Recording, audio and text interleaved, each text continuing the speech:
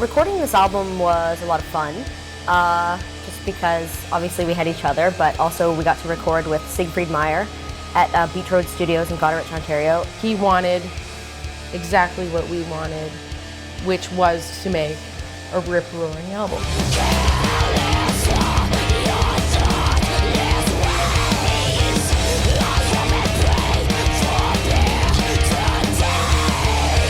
Nothing was really that different. It was still what we always do, you know, writing in mom and dad's basement. That's basically what it's all about. But there was, in a way, a conscious effort to try to write an album that was the complete antithesis of the last album.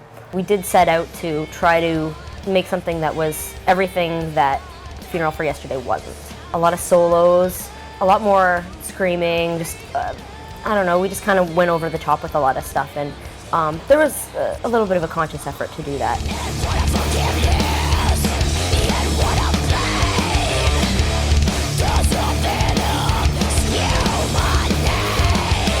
From our first album, I was 15 when we recorded that album, and 12, 13, 14 when we wrote a lot of those songs.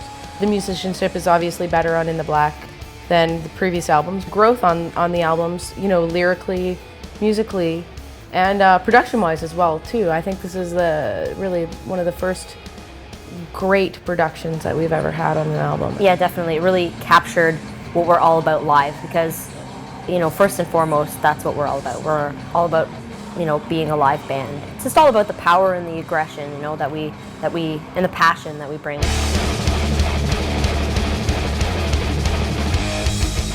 Cutthroat is about the harsh way that people treat each other.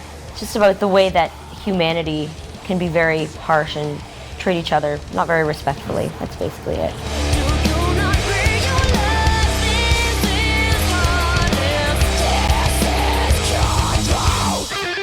As we went into the studio and things started to kind of build on it, it turned into something a lot better than what we had expected. And filming the video was a lot of fun.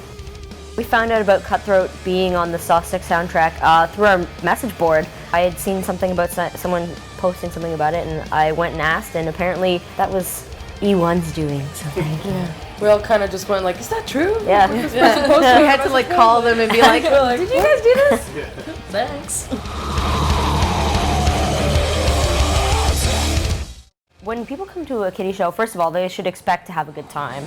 It's definitely an emotional experience. It's in your face, Bang it's your head. intense, it's powerful, and I think you usually will go away feeling either really, really drained or really, really Drunk? energized. Or drunk, that works too.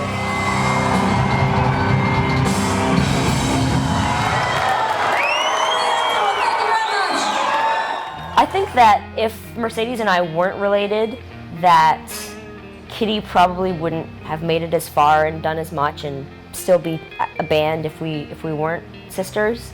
I think there's just something about that unspoken connection that helps things creatively and helps, you know, things stick together. And also because this band has such a family dynamic, a family connection. I mean, you know, my dad managed the band up until he passed away last year, and now Mercedes and myself and my mom have sort of taken on a lot of those duties, and it's always been about family, you know, and it's like anyone who comes into this band, like, you know, Tara and Ivy, always welcome to Christmas dinners and, you know, family functions, and it's like we are a family, and you know, it goes beyond just Mercedes and I being related. It's something entirely different. As a band, we've come so far.